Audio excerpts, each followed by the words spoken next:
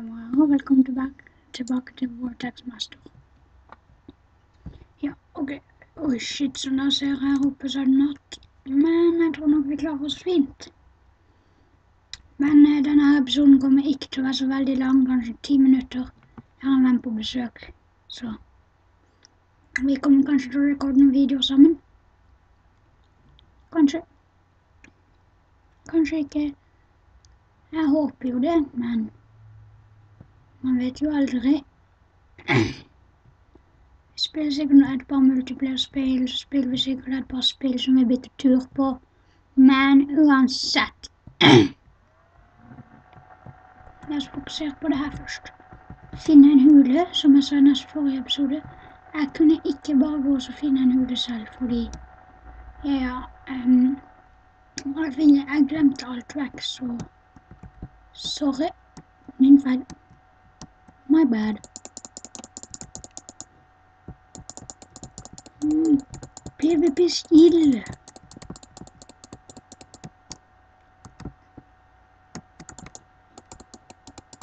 Ja, og så aimer jeg for å komme i høyere level, sånn at vi kan få støv. Det var du, ja. Å, shit! Det var knockback der. Det var faktisk en seriøs knockback. However, la oss bare finne noe. Se om vi kan... Spider!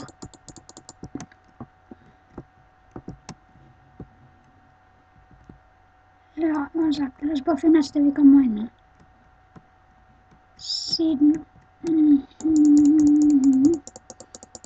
Vi trenger å kunne... Sorry. Trenger å kunne mine, sånn at vi kan finne bra støv. Snart om for mat. Der er det. Tror jeg så noe her. Men kan være at jeg bare tok feil. Der er det 2 creepere og en spider. Det tar vi nok enkelt ut. Kom hit. Ok, jeg skal prøve å lokke til med spideren først. Jeg vil ikke. Det er en creeper.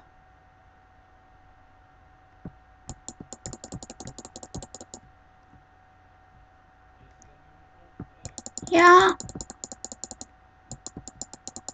Men denne videoen kommer ikke til å bli så lang, fordi at nå begynner pappa å mase på meg, fordi vennen min venter nede mens jeg skulle bare gjøre ferdig denne videoen, og så kommer jeg, så går jeg ned og venter vennen min, så rekorder vi kanskje et par spill. Hvis han har lyst da. Det er opp til han. Så ikke klag på meg hvis det ikke blir noen video. Da er det bare det at han ikke har særlig lyst til å være på YouTube eller noe. Men uansett. Jeg må bare... Og sorry for at jeg hørte faren min. Men uansett. La oss bare finne et sted vi kan mine. Og her er det synes jeg så noe. Så boing, boing, boing, boing, boing, boing, boing.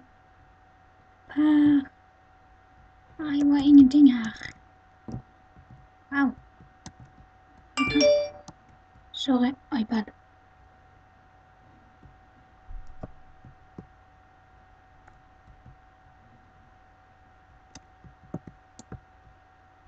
Men uansett, straks ferdig med videoen, eller sånn halvveis.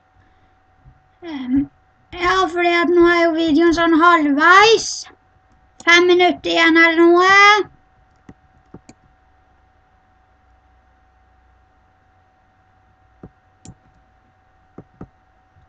Så 5 minutter igjen av videoen, og så håper jeg at vi kan få rekorde noen videoer sammen med vennen min. Oi, oi, oi, endelig fant jeg et sted vi kunne mine. Sykt nice. Sykt nice. Holy beast. Bam, bam, bam, bam, bam, bam. And that nice mine sted. A few zombie.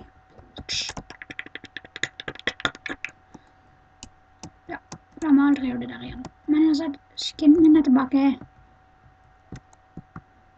Men ja. Så, boom. Plasser torches. Gå nedover. Finne nye steder. Finne mer stuffs. Først la meg drepe denne. Jeg vet at jeg har gått for mye masse nå, men jeg vil bare få lyst opp stedet litt. Sånn, og så kan jeg gå inn her og så plukke opp alle de tingene jeg gikk forbi.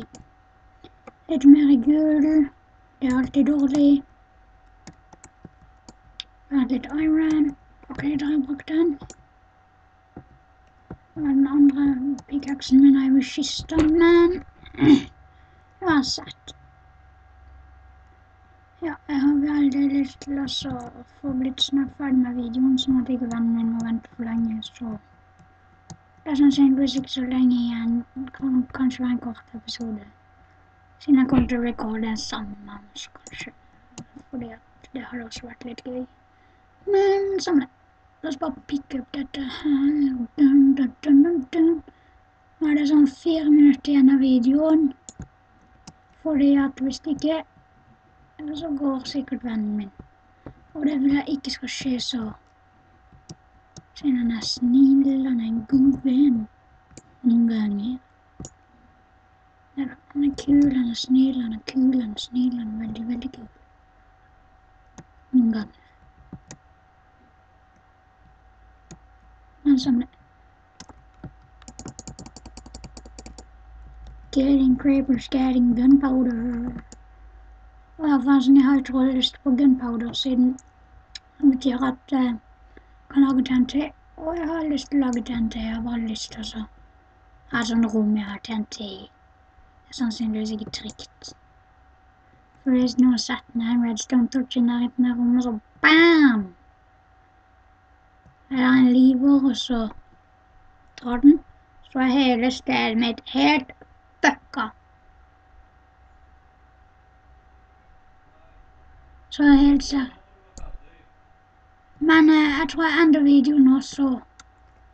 Mitt navn har vært Vortex Master. Goodbye!